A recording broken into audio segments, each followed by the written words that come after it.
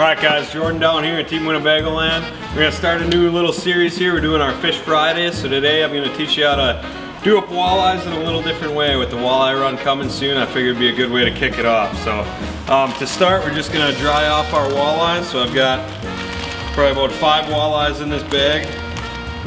Just to get all the moisture out of them, I'm going to lay them down on some paper towel.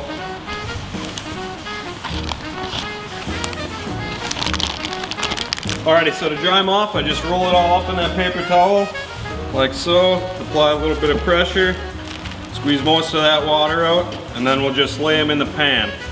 I'm just gonna lay them all nice and tight with each other in the pan, not leaving much space in between them.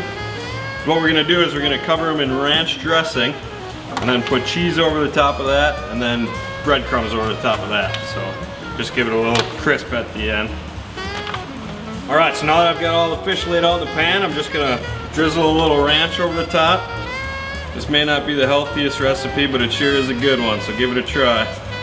Just gonna drizzle it on there, and then I just have a little rubber brush here that I'll spread it out evenly over the top of them.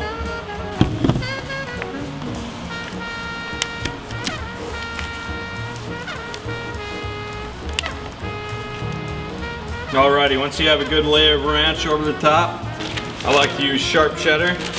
Any cheese will do. But then you just sprinkle a little sharp cheddar over the top. Obviously try to spread it as evenly as possible.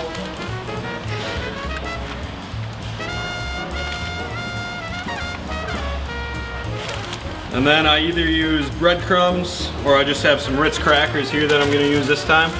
You just crush up these Ritz crackers right in the package here.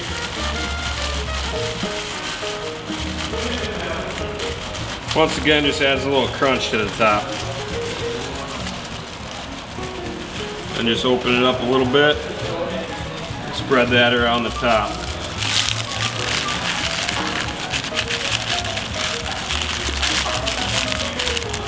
And once you have a nice layer of Ritz crackers over the top, I usually add a little bit of salt and pepper to it and then take it to the oven, or today we're going to do it on the grill.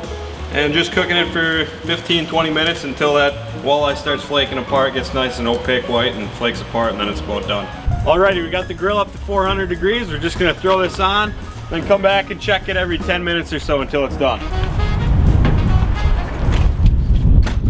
Alrighty, as long as we're talking about the walleye run, I figured I'd show you this boat here. This G3, this AB 164F is perfect for the river. If it's just you by yourself hitting it for the day, it's nice and easy, light enough to manage on your own. So this one here, we've got rigged up with a Helix 7 and a Minn Kota power drive. And you're out on the river, you can just come up here, sit on your bike seat, and then use your foot pedal here for your power drive. What I'm doing when I'm fishing the river, it's important to stay vertical. Keep your lines vertical as you're jigging. So you'll use that to keep you going parallel with the current as you're drifting down the river vertical jigging. So that's how I like to use that. Pair it up with the Helix, get you dialed in on a school using side imaging, makes it real easy. So if you want to see this thing, come down and check it out with me. Otherwise, I'm just going to show you one of my favorite knots that I also like to use. If you guys want to follow me. Alrighty, so when I'm on the Wolf River, I like to use a combination of lines. So I'll spool up my reel with any super line. So I like to use this super braid made by Suffix. It's Suffix 832, and then I pair that up with a fluorocarbon leader. So this is Seagar in VizX. I've got 15-pound braid with a 12-pound fluorocarbon leader.